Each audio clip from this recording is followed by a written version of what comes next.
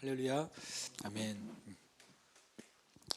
제가 기도할 때 그 생각 났어요. 나는 죽음에 대해서 언제 그 죽음의 두려움으로부터 벗어나게 됐을까? 아까 제가 이제 얘기하다가 그 처음 그 친구가 이제 죽은 걸 봤다고 말씀드렸잖아요. 그래서 그때 뭐 죽음의 공포에 사로잡힌 것은 아니었지만 어찌 보면 내 마음의 깊은 곳에 그런 그 죽음에 대한 그런 어떤 염려라기보다는 나 언제든지 죽을 수 있어라고 하는 그런 가능성을 두고 살았었던 것 같아요. 근데 그것이 언제 제 안에 해결이 됐냐면 어, 처음 아니 두 번째 전도여행을 갈 때 제가 그때 이제 그것을 경험하게 됐어요. 두 번째 전도여행을 이제 일본으로 갔었거든요. 일본으로 그러니까 전도여행을 준비하고 있는데 이제 일본을 떠나기 바로 며칠 전에 일본에서 그때 이제 기도할 때 막 일본에 많은 우상 숭배가 있고 많은 악한 영들이 있고 그때 이제 영적인 전쟁에 대해서 전투에서 잘 이해하지 못했을 때요.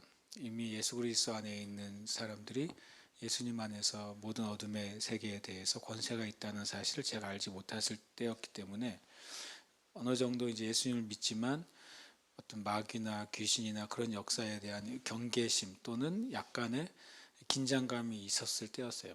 그러니까 이제 일본에 가면 이런 문제도 있고 뭐 저런 문제도 있고 뭐 또 저희가 가는 데가 이제 오사카였는데 오사카에 우리가 머무는 장소가 흔히 말하는 이제 야쿠자들이 있는 동네에 뭐 숙소가 있다 뭐 이런 얘기까지 나오고 뭐 이렇게 해가지고 그때 이제 막 이제 이런저런 얘기 막 나오잖아요. 그리고 막 중보기도 하다 보면 막 뭐 귀신을 쫓는 기도도 하고 막 하다 보니까 제 안에 그런 거에 대한 긴장감이 있었나 봐요. 그래서 그것에 대해서 이제 기도를 했었어요. 근데 일본 전도에 가기 며칠 전에 꿈을 꿨는데 꿈도 가끔 이제 굉장히 생생한 꿈이 있잖아요.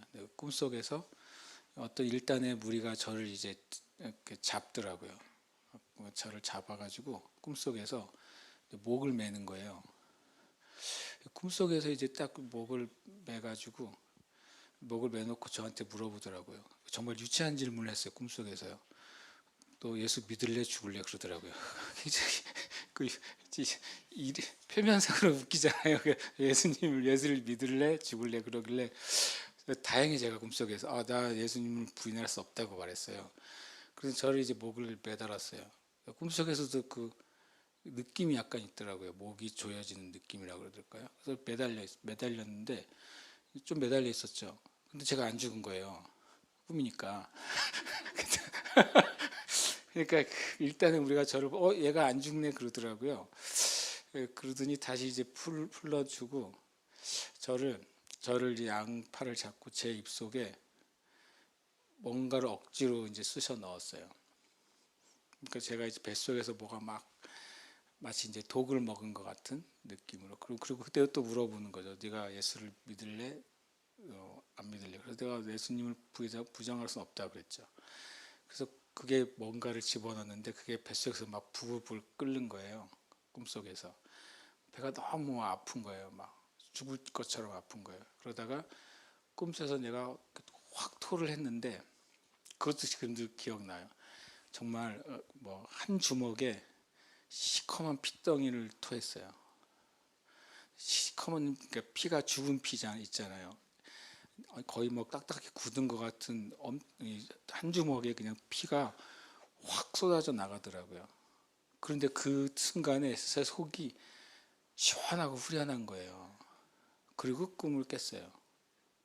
그리고 제가 내가 죽음에 언제든 내가 죽을 수 있지. 그런 이제 그 죽음에 대한 긴장이나 일종의 어떤 두려움의 요소도 있을 수 있겠죠. 그것으로부터 내가 벗어났다는 거 알았어요. 그날 꿈을 꾸고서. 그래서 제 속에 마치 이제 어떤 그 죽은 핏덩이와 같이 제 속에 두려움의 요소가 있었었나 봐요. 그때 한참 그거 가지고 제가 씨름하면서 기도했었던 것 같아요. 그 밤에 기도하는 시간에. 그래서 그때 제가 그 꿈을 통해서 내가 그래 언제든지 주님이 부르시면 가면 되는 거야 라고 하는 것으로 생각이 바뀌어졌어요. 그때요. 정말 우리가 예수 믿을 때 한 가지 진짜 극복돼야 될 것이 있다면 죽음이에요. 그렇잖아요. 우리가 예수 믿을 때 예수 믿고 구원 받았어라고 할 때 그냥 행복한 삶 막 이런 거 이런 개념이 아니라 실은 예수 믿고 구원 받았다고 하는 소리는 그 죄의 마지막 그 권세가 뭐라 그랬어요? 사망이라고 그랬거든요. 내가 그 사망의 권세로부터 노임 받는 게 구원의 한 요소입니다. 그래서 저 여러분 예수 믿었다고 하는 소리는 실은 죽음의 공포나 죽음의 두려움이나 죽음의 요소가 저 여러분의 인생에 어떤 요소가 되지 않는 거예요. 그렇게 되시기를 축복합니다. 그리고 그것을 주님 앞에 고백하세요. 이 죽음은 어떤 분이 고백을 겁난대요. 왜요? 그랬더니 그날 고백하면 그날 주님 데려가시면 어떡해요? 그러더라고요. 그래서 참나 별 걱정도 다 하시네. 제가 그랬어요. 네. 진짜로 그렇게 말하는 사람을 만났어요. 내가 언제 죽더니 주님께 내 영혼을 맡깁니다. 그리고 주님 내 생명은 주님께 있습니다라고 고백하세요라고 했더니 그 고백을 했다고 오늘 밤에 죽으면 어떡하냐요. 그래서 제가 참 정말 말 그대로 별 걱정을 다 하십니다. 그랬어요. 실은 알고 보면 성경에 분명히 말했어요. 주님 우리가 죽으신 것은 죽음에 매여서 종노릇하는 사람들을 해방시키기 위하신 것이라고 성경에 써 있거든요. 아까 그 찬양할 때 두려움에 이제 멍해라잖아요. 멍해요. 죽음에 대한 아주 깊은 곳에 있는 어떤 두려움은 멍해처럼 멀쩡하게 걷는 사람하고 뭔가를 짐을 지고 걷는 사람하고 같이 걸으면 얼마나 차이가 많이 나겠어요. 첫 번째 속도도 느려지겠지만 속도를 맞추려고 하면 얼마나 고생스럽겠어요. 만약에 죽음의 공포나 죽음의 두려움을 가지고 살아가는 사람은 늘 그 안에 그 멍해가 있는 거예요. 그래서 우리가 주님의 자녀가 되었다고 하는 소리는 진짜 죽음으로부터 우리가 자유케 되었다. 그러니까 몸의 두려움은 있을 수 있잖아요. 뭐 칼에 찔리면 아프잖아요.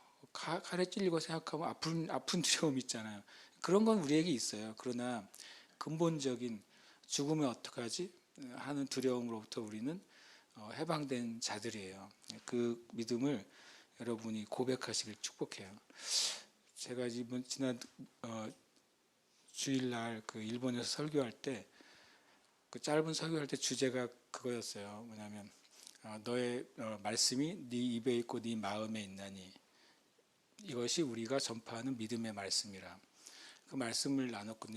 로마서 10장 8절 말씀을요. 그러면서 제가 그분들에게 그 말을 했는데 나중에 그게 저한테 이제 그게 자기한테 중요한 메시지였다는 피드백을 한두 번 받았는데 뭐냐면 마음으로만 믿고 있는 거는 믿음이 아니라는 거예요.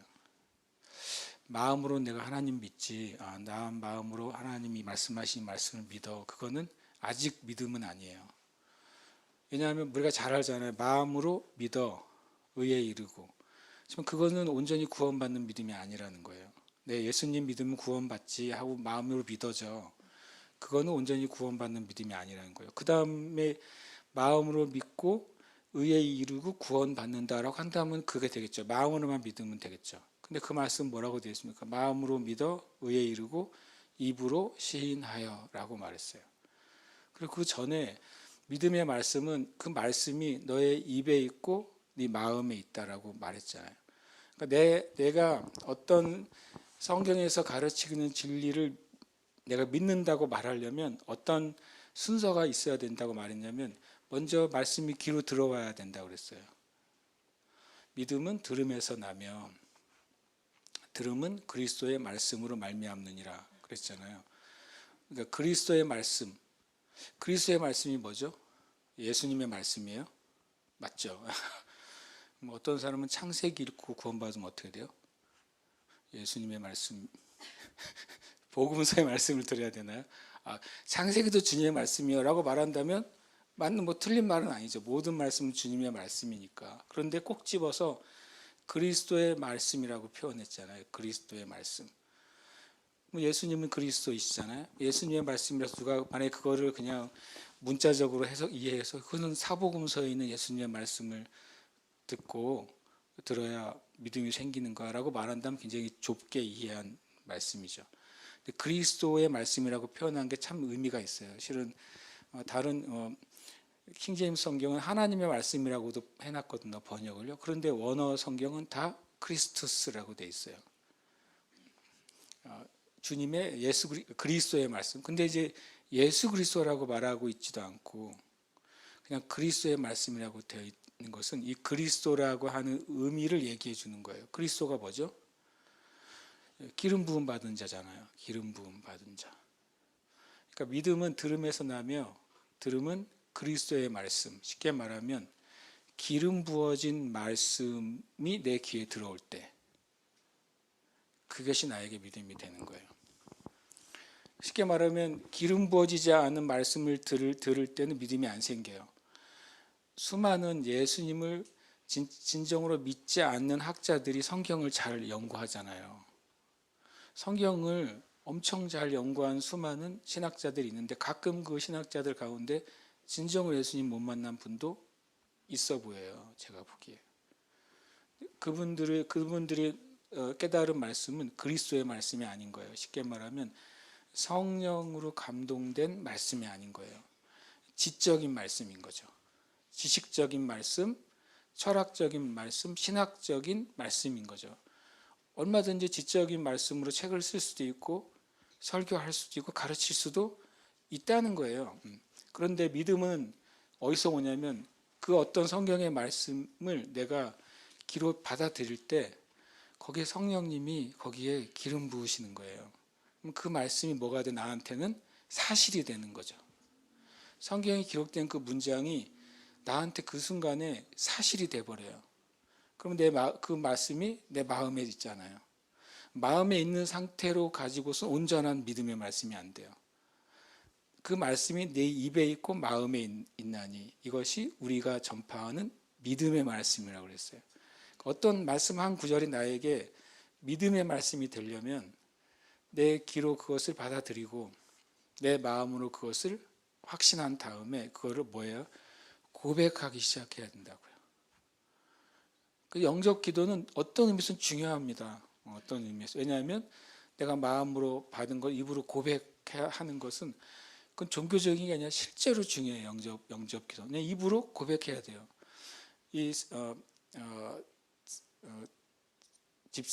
빌립 집사가 그 내시를 전도할 때 내시가 이런 말은 내가 여기서 세례를 받는 게 무엇이 문제가 있겠느냐 그래요. 근데 한글 성경의 밑에 한 구절이 생략되어 있는데 그 밑에 보면은 빌립이 그 내시에게 뭐라고 말하면 그러면 네가 예수 그리스도를 구주로 인정하느냐라고 질문해요. 그러니까 그때 그 내시가 말은 나는 예수 그리스도를 나의 구주로 인정합니다라고 하는 구절이 성경 난하주에 써 있습니다. 그러니까 빌립이 그 내시를 세례를 베푼 이유는 그 내시가 고백했기 때문이에요. 그래서 고백은 모든 믿음의 어떻게 보면 이제 결론이에요. 고백할 때 그러니까 여러분이 죽음에 대해서도요 고백을 하세요. 주님께 주님 저는 내 생명에 대해서 주님께 맡깁니다. 내 생명은 주님의 것이고 그래서 저는 내 생명이 주님에 의해서 보호받고 있음을 믿습니다. 그렇게 고백하시길 축복합니다. 이따 기도하실 때 고백하세요. 그것은 우리 안에 어떤 멍에를 끊어버리는 중요한 일이 될 수가 있습니다.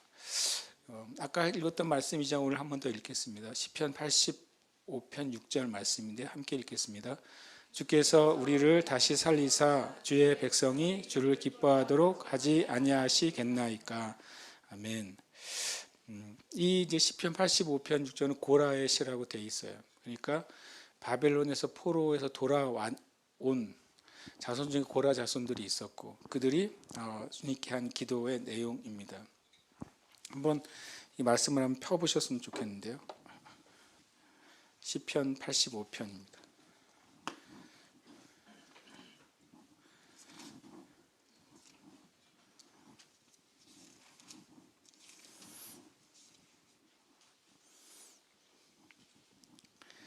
고라 자손의 시라고 되어 있죠. 제가 읽어볼 테니까 눈으로 한번 따라와 보십시오. 여호와 주께서 주의 땅에 은혜를 베푸사 야곱의 포로된 자들이 돌아오게 하셨으며, 그러니까 이제 포로에서 바벨론 그 유수에서 돌아온 이후에 고라 자손이 한 노래인 거죠. 그 다음에 보면 2절에 주의 백성의 죄악을 사하시고 그들의 모든 죄를 덮으셨나이다 그랬죠. 하나님의 베푸신 은혜를 고라 자손이 말하는 거예요. 주님께서 우리가 죄로 말미암아 바벨론에 잡혀가고 이 하나님의 백성이 망했잖아요. 그런데 주님이 그 때를 이제 다 끝내시고 예레미야 예언대로 되돌아오게 하셨고, 그뿐만 아니라 우리의 죄를 사하셨습니다. 주님께서 우리를 용서해 주셨습니다 라고 말했어요. 그리고 3절에 보면 주의 모든 분노를 거두시며 주의 진노들을 돌이키셨나이다. 그러니까 하나님이 유다와 이스라엘 백성들에게 하신 그 죄에 대한 진노가 어떻게 돼 끝났다고 말한 거죠. 죄 용서함을 받았고 진노가 끝났어요. 더 이상 이제 그 죄 때문에 심판을 받거나 징계를 받지 않게 되었고, 주님은 실제적으로 그들을 돌이켜 주시고 성전을 회복해 주셨단 말이에요. 그러면서 4절에 우리 구원의 하나님이 우리를 돌이키시고 우리에게 향하신 주의 분노를 거두소서. 주께서 우리에게 영원히 노하시며 대대에 진노하시겠나이까. 재미있게도요, 3절까지는 주님이 베푸신 은혜가 있다고 말하는 거죠. 돌이켜 주셨고 죄를 용서해 주시고 진노가 끝났어요. 그런데 이 고라 자손의 시에서 뭔가 우리에게 필요한 게 있다고 말합니다. 뭔가 더 필요한 게 있다고 4절 5절부터 말하는 거죠. 그러면서 6절에 주께서 우리를 다시 살리사 주의 백성이 주를 기뻐하도록 하지 아니하시겠나이까. 7절에 여호와여 주의 인자하심 우리에게 보이시며 주의 구원을 우리에게 주소서. 주님이 바벨론으로부터 다시 돌아오게 하시고 죄를 용서하시고 진노를 끝낸 것이 하나님의 구원의 끝이 아니라고 말하는 거예요. 뭔가 필요하다 우리에게. 그래서 한 기도의 내용이 바로 이거예요. 주께서 우리를 다시 살려주세요. 하나님 편에서는 일이 끝난 거죠. 하나님이 용서해 주셨어요. 그리고 하나님이 하신 진노는 끝났어요. 그런데 아직 고라 자손이 돌아와서 이스라엘 백성이 돌아와서의 그 상태가 역사적으로 느헤미야 때 보면은 돌아왔지만 여전히 가난하고 여전히 생명의 위협이 있고 여전히 쪼그라든 상태로 살아가는 거예요. 이스라엘 백성은 사방에 적이 가득했잖아요. 느헤미야가 그 성벽을 짓는데 정말 이놈 저놈 찾아와가지고 위협하고 죽이겠다 그러고 계속 그러잖아요. 그러니까 하나님의 영적인 진노는 끝났지만 이들의 삶에는 아직도 여전히 수많은 문제가 있었던 거예요. 그래서 말합니다. 주께서 우리를 다시 살려주세요. 이제 우리에게 필요한 게 있다는 것이죠. 그것이 아까 말한 이제 하야 부흥의 의미라고 말씀드렸어요. 그리고 주의 백성이 주를 기뻐하도록 하지 않겠나이까.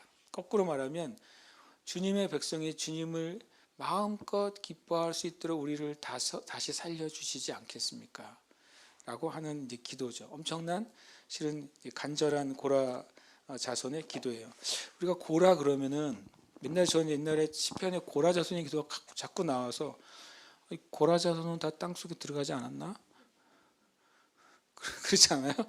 고라와 다단과 아비람 그 모세를 대적했다가 정말 역사에 없는 일이라 땅이 쭉 갈라져가지고 그냥 통째로 확 삼켜버렸어요.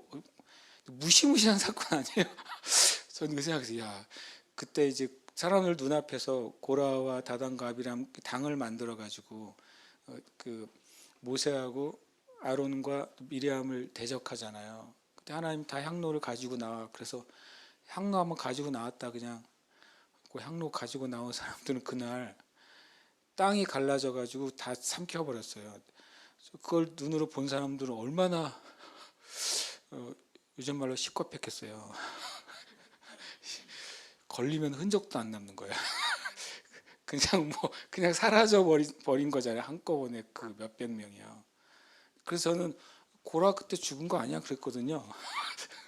그래서 자꾸 근데 시편에 고라 자손 나와가지고 진작에 이 사람들은 다 없었어야 되는데 봤더니 성경을 가만히 살펴보니까 그 고라의 자손 중에 그 아버지 내지는 뭐 그 우두머리잖아요. 고라에게 협력하지 않은 자손들이 있었어요.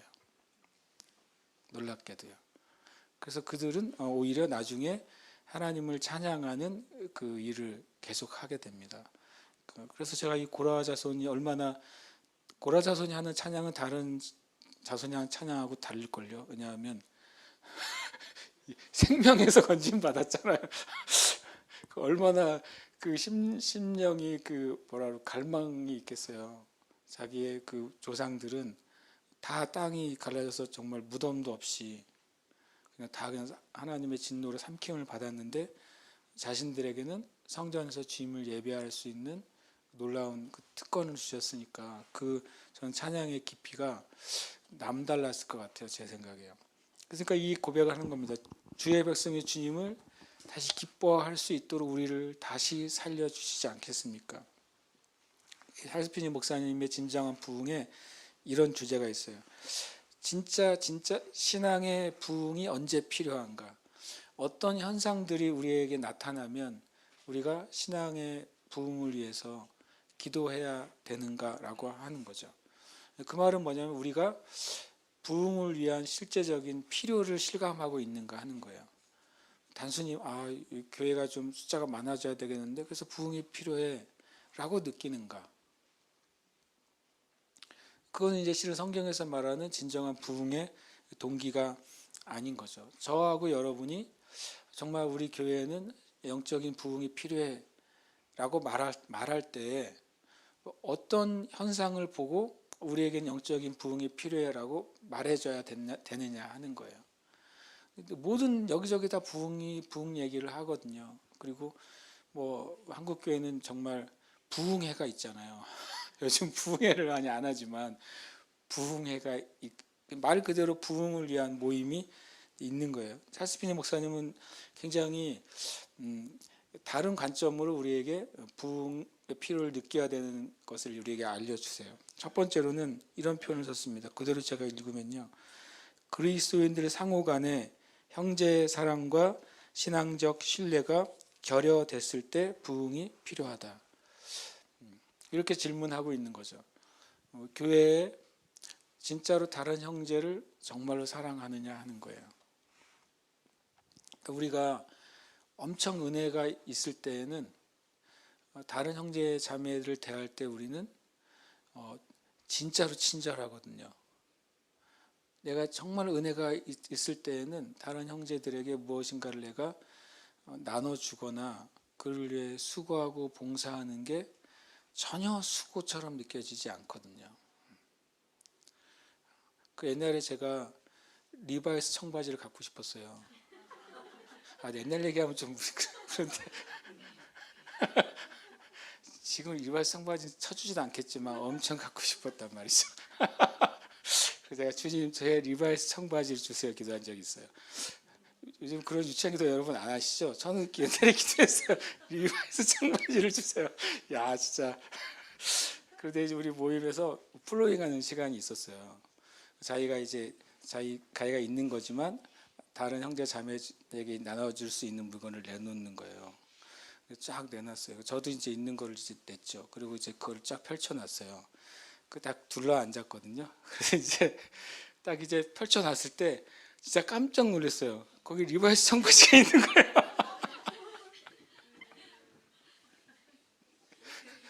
그래서 물어봐요. 이 중에 필요한 거 기도한 거 있는 사람 손들으라. 그래서 제가 제일 먼저 손들었어요. 나 저거 기도했다고. 제가 그걸 받았는데 나중에 누가 냈는지 알았는데 그 형제가 새로 산 청바지였어요.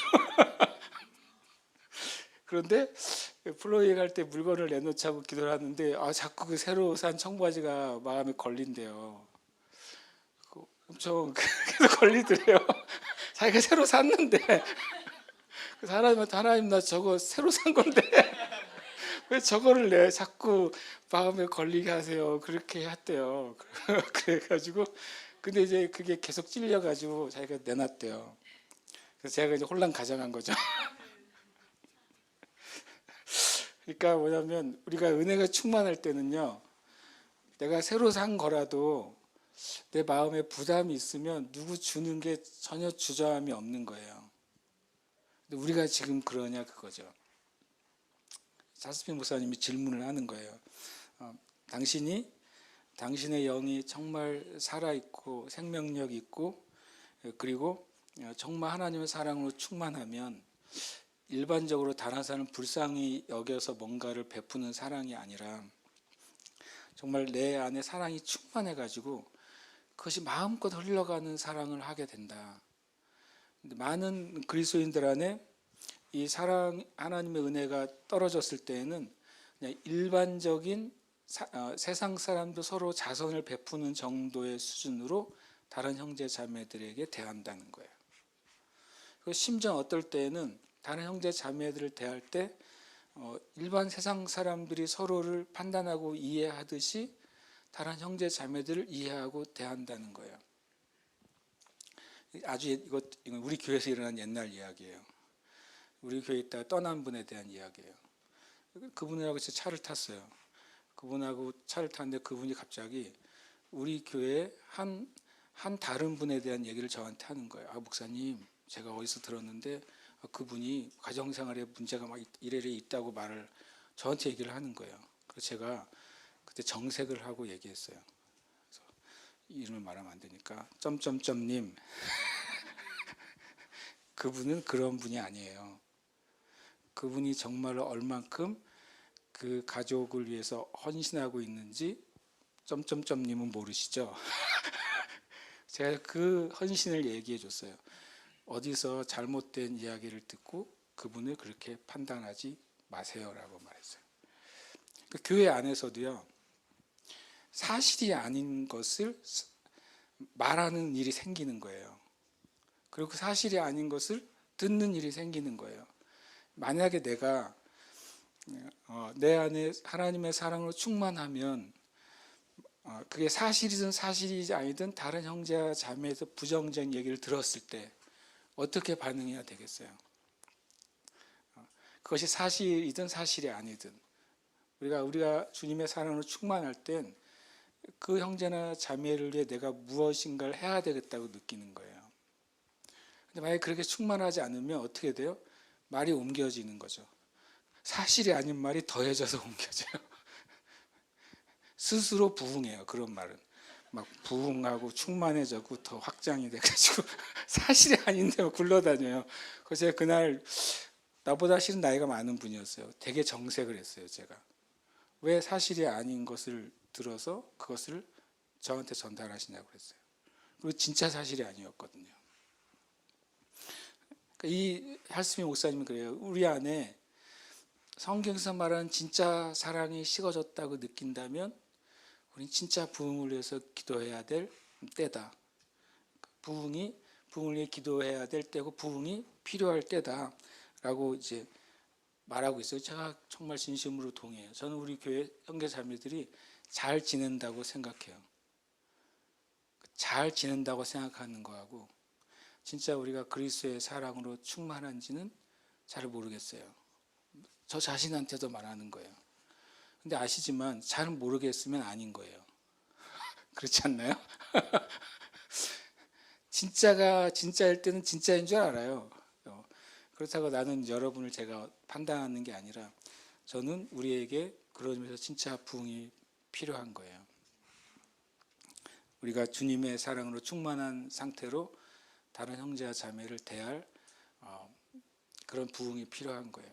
저도 필요하고 여러분도 필요한 것이죠. 우리가 서로 안에서 예수 그리스도의 형상을 볼 때까지 부흥이 필요한 거예요. 그걸 우리가 정말 볼 수 있어야 돼요. 그게 정말 우리의 이제 실은 갈망이 되어야 되죠. 내가 다른 형제 자매에서 주님의 형상을 보기를 원하는 갈망, 그리고 나를 통해서 주님의 형상이 흘러가기를 원하는 갈망이 우리에게 있어야 됩니다. 두 번째로 언제 부흥이 필요한가? 왜냐하면 신앙인이라고 하는 사람들 사이에서 알력과 시기와 서로 헐뜯는 것이 있으면 부흥이 크게 필요하다 이렇게 말했어요. 살수 목사님 재밌죠?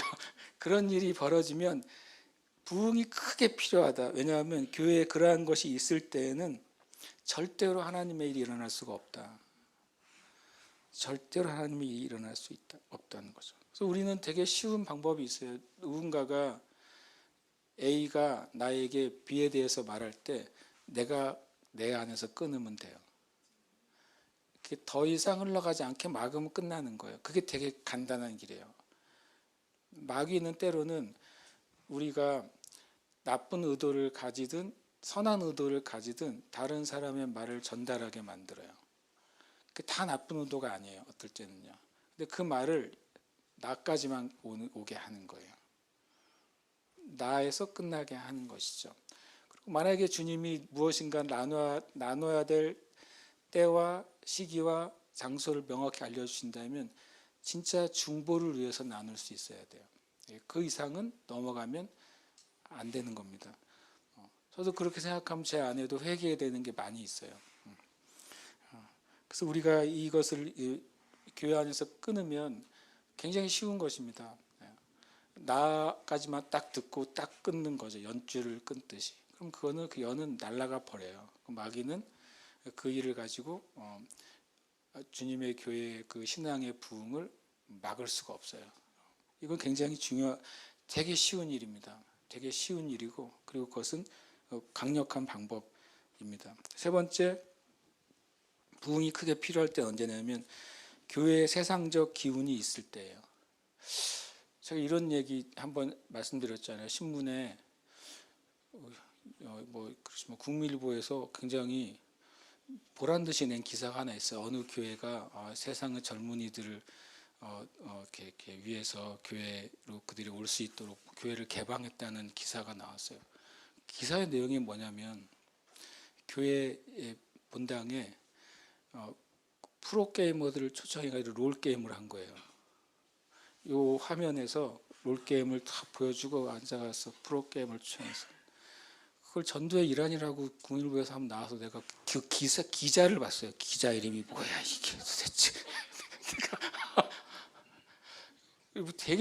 되게 제가 보기엔 황당한 거예요.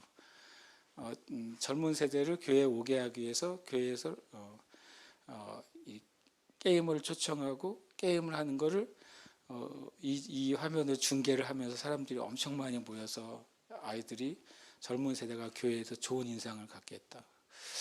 정말 제 표현하려면 점점점이에요. 진짜 할 말이 없어요. 제가 어느 교회에서는 뭐 이렇게 청년들이나 성도들이 모였을 때 어떤 쉬는 시간에 영화를 틀어준대요. 영화 내용은 잘 몰라요. 저도 그렇지만 영화를 그때 뭐 유행한 영화를 가끔씩 본대요. 그래서 제가 그것도 보고 뭐 그때는 이제 점점점 말고 다른 말을 해야 될 것 같아요. 헐 이렇게 세상에. 그러니까 저는 제가 보기에는 교회가 개념을 잃어버린 것 같아요. 그러니까 교회가 이 세상에 속한 뭐 장년 세대든 젊은 세대든 어린 세대들과 접촉점을 마련해야 되는 건 맞잖아요. 전도의 접촉점을 마련해야 되지만 여기 이 표현이 재밌는 세상적 기운이 들어오게 해서 하면 안 돼요. 그러니까 성경적으로 보면 세상의 흐름이죠. 세상에 속한 유행과 흐름을 교회에 가져다 놓고 그래서 세상에 속한 사람들을 교회로 오게 한다. 성경에 그런 예는 없어요. 성경에는 오직 이 땅에 속한 사람을 구원하기 위해서는 복음을 전하고 복음을 통해 사람들을 오게 하는 것밖에는 방법이 없잖아요.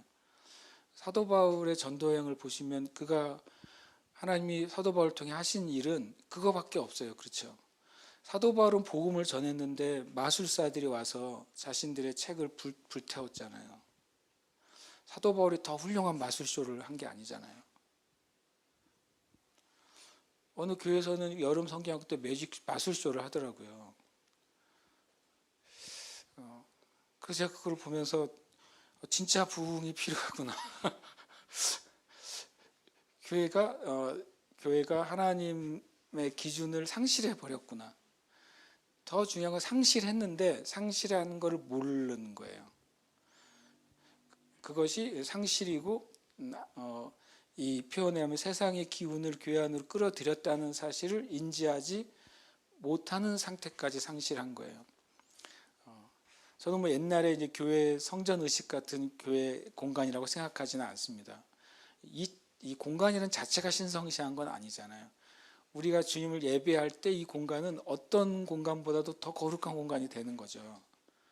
그런 의미에서 예배당이나 교회가 의미가 있고 거룩한 것이지 그 건물이라는 물질적인 요소가 거룩한 건 아니잖아요. 그러더라도 이 교회 안에서 행해야 될 일과 행하지 않아야 될 일의 경계는 있는 거거든요. 이걸 뭐라고 표현하면 찰스 목사님 이런 일이 벌어질 때는 교회가 아주 타락한 상태에 있는 것이다. 이렇게 표현했어요. 아주 타락한 상태에 있는 거래요. 표면적으로는 어떤 일이 일어날지 모르지만 혹 교회가 세상에 어떤 걸 끌어들여서 수많은 사람들을 모아놓는다 할지라도 그것은 교회가 아주 타락한 상태에 있는 것이다. 이것은 이제 교회 세상의 흐름이 들어오고 있을 때 그것은 부흥이 필요한 상태입니다. 또 한 가지는 이런 표현이 있습니다. 교인 중에 크고 심각한 죄들을 범하는 사람이 생겨날 때 그때는 교회가 각성해서 신앙의 부흥을 위해서 하나님께 울부짖어야 될 때다라고 말합니다. 그러니까 그 죄 지은 사람을 어떻게 뭐 하고 하는 그런 개념이 아니라 그런 일들이 교회 안에 일어날 때 정말 교회가 울부짖어야 될 때라는 거죠. 실제로 이제 최근에 서울이나 부산의 뭐 엄청 큰 교회 안에 대규모의 사기 사건이 일어났잖아요. 그러니까 아주 훌륭한 어느 집사님이 너무 교회에서 훌륭한 집사님이 이제 사람들과 접촉하면서 좋은 투자의 건을 얘기해 주기 시작한 거죠. 그래서 너도 나도 투자하기 시작했어요. 다 모르게 자기만 투자한다고 생각하고. 근데 그분에 의해서 실은 뭐 몇백억 또는 몇천억의 그 사기 사건이 서울에서도 일어났고 부산에서 일어났어요. 아주 대표적인 교회들 안에서요. 정말 악한 죄인데 교회 안에 주님의 이름으로 버젓이 일어나는 거예요. 그런 일들이요. 그건 정말로 이 땅에 정말 교회 안에 부흥이 필요하다는 걸 절실히 보여주는 일입니다. 또 이런 사건도 있어요. 정말 부끄러운 제가 보기엔 어느 목사님 은퇴를 하셨어요. 교회가 이제 교회 재산이 목사님 명의로 되는 경우가 많잖아요. 근데 그 목사님 은퇴하시면서 교회는 다행히 손을 안 댔지만 그 교회가 가지고 있는 이제 큰 기도원이 있고 기도원 땅이 있었대요. 그 목사님 명의로 돼 있었어요. 본인이 그냥 처분했어요. 그 신문에 나온 이야기예요. 근데 아세요? 법으로 했는데 목사님이 이겼어요. 서류상 그냥 소유자가 목사님 이름으로 돼 있는 거예요. 제가 너무 그 기사를 읽는데 두렵더라고요. 막 그 두려움을 넘어서 이거를 어떻게 해야 되나 이런 문제가 생길 때 진짜 두렵잖아요. 그것 때문에 만약에 누군가가 말씀 그대로 실족해서 주님을 떠나게 되면 그걸 어떻게 감당을 하겠어요. 그분이 목회를 하는 동안 어떻게 목회를 하셨는지 얼마나 잘했는지 저는 모르죠. 그러나 도대체 마귀가 어떤 생각을 그 마음에 넣어줬길래 그런 일이 일어나겠어요. 그런 일이 왕왕 있습니다. 교회 안에는요. 그런 교회 안에 크고 심각한 죄들이 일어날 때 정말 교회는 애통하면서 부흥을 위해서 기도해야 될 때라는 거예요. 그런 일이 많이 일어납니다. 그 다음에 이런 이런 말이 있습니다. 악한 사람들이 교회를 이기고 교인들을 욕할 때, 이 말은 이제 교회가 핍박당할 때죠. 이건 당연히 교회가 부흥을 위해 기도해야 돼요. 근데 그 예가 사도행전에 나와요. 사도행전에 이제 미문에 있는 안진뱅이 일으키잖아요. 일으켰더니 이제 공회원들이 베드로와 요한을 불러서 소환해 가지고 위협하잖아요. 예수의 이름으로 전하지 마라. 그렇게 위협한단 말이죠. 위협하고 돌아와서 베드로와 요한이 그걸 보고를 하니까 뭐라고 하냐면 한 마음으로 교회가 한 마음으로 주님께 크게 기도하는데요. 기도 내용이 이겁니다. 기도 내용이 주님 저들에 대해서 해결해 주세요라고 말한 게 아니에요. 뭐라고 말하냐면 이 모든 일을 주님이 하감하시옵고 그리고 끝내요. 주님 그걸 봐주세요. 그리고 우리로 담대히 복음을 전하게 하여 주시오며 예수의 이름으로 표적과 기사가 나타나게 하옵소서. 이렇게 기도합니다. 그러니까 그러니까 이 핍박이나 문제를 치워달라고 초대교회가 기도한 게 아니라 놀랍게도 우리가 주님의 일을 담대히 할 수 있도록 힘을 달라고 그걸 기도한 거예요. 그때 빌기를 다하며 뭐라고 되어 있습니까? 진동하죠. 그 장소가 진동하고 성령의 충만함이 임하니까 그들이 나가서 담대히 예수님을 전했다고 이렇게 돼 있어요. 그러니까 초대교회는 그런 놀라운 이제 그런 부흥을 위한 기도가 있었던 거죠. 문제가 있을 때 핍박을 당할 때 핍박을 걷어달라고 기도한 게 아니라 그건 주님께 맡기고 교회가 해야 될 일을 하게 해달라고 기도한 거예요. 그리고 그 뒤에 또 엄청난 사건들이 이루어집니다. 그럴 때 교회는 부흥을 위해 기도해야 됩니다. 실은 이제 지금에 와서 이런 얘기를 사람들이 하기 시작하죠. 지난 코로나 시기에 실은 교회는 엄청 핍박을 당했다는 거죠. 방역이라는 구실로 예배나 모임이나 그런 것들이 굉장히 제한됐단 말이에요. 우리나라뿐만 아니라 전 세계적으로 그런 일이 있었죠. 분명히 그것은 교회를 향한 핍박이었어요. 그때 이 말씀에 우리는 교회의 부흥을 위해 간절히 기도해야 됐었어요. 거꾸로. 이걸 걷어주세요. 이게 우리의 기도의 제목이 아니라 이 땅의 교회의 진짜 부흥이 일어나게 해달라고 우리는 기도해야 됐었습니다. 어떤 면에서는요. 그 다음에 마지막으로는 죄인들이 무관심한 상태에서 지옥으로 가고 있는데 교회가 관심을 가지고 있지 않는 상태라면 교회는 정말로 깨어나서 부흥이 필요하다. 피니 목사님이 이렇게 표현했습니다. 한 마을에 소방소가 있는데 한 지역 그 마을에 불이 났는데 소방관들이 가만히 있다고 생각해 봐라. 불이 나서 사람들이 죽어가고 있는데 소방관들이 이러저런 이유로 너무 바빠요. 지금 우리가 할 일이 많아요. 우리끼리도 뭔가 문제가 있어요. 이러고서 소방차가 출동하지 않는다고 생각해 보래요. 이게 교회의 현실이라는 거죠. 교회가 거기에 눈을 멀고 귀를 닫았기 때문에 영혼들이 죽어가는 것에 대해서 관심이 없다. 그러면 정말 부흥이 간절히 필요한 때다라고 말하고 있습니다. 시편 85편 6절에 이 고라 자손들은 그거를 보고 있습니다. 정말 우리가 다시 살아나는 것이 너무 필요하다. 우리의 영이 소생하게 되는 것이 필요하고, 왜냐하면 우리 이 고라 자손이 있었던 현실에는 물질적으로 너무너무 힘든 시기였어요. 그리고 주변에 많은 적들이 있던 시기였고, 간신히 얼마큼 돌아왔지만 이 이스라엘 백성들을 둘러싼 수많은 적들은 그거에 비하면 정말 하염없이 큰 적들이었어요.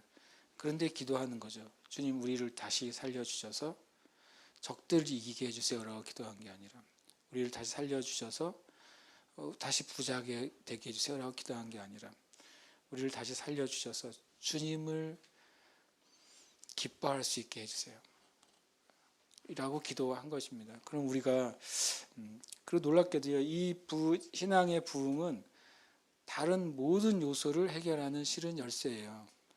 이것이 교회의 원칙 아니겠습니까? 그리고 교회의 법칙이죠. 신앙의 부흥이 일어날 때 그 나머지는 하나님의 은혜 안에서 풀어지기 시작하는 거예요. 예수님께서 너희는 먼저 그의 나라와 그의 의를 구하라. 그리하면 이 모든 것을 더하시리라. 그의 나라와 그의 의를 구하는 상태가 되는 게 신앙의 부흥이 일어난 상태입니다. 내 삶의 모든 근본에서 주님의 나라와 주님의 의를 구하는 상태. 그 다음에는 주님이 약속을 했잖아요. 너희는 먼저 그의 나라와 의를 구해라. 그러면 이 모든 일 너희에게 더하시리라. 주님의 나라와 주님의 의를 구하는 것은 내가 있는 이 자리에 하나님의 다스림이 임하도록 구하는 것입니다. 나의 모든 상황에 하나님의 의, 하나님의 뜻이 이루어지도록 구하는 것입니다. 그때 하나님이 이루시는 것은 수도 없이 많을 겁니다. 저는 우리 교회와 형제 자매들 안에 그런 일이 일어나기를 구합니다.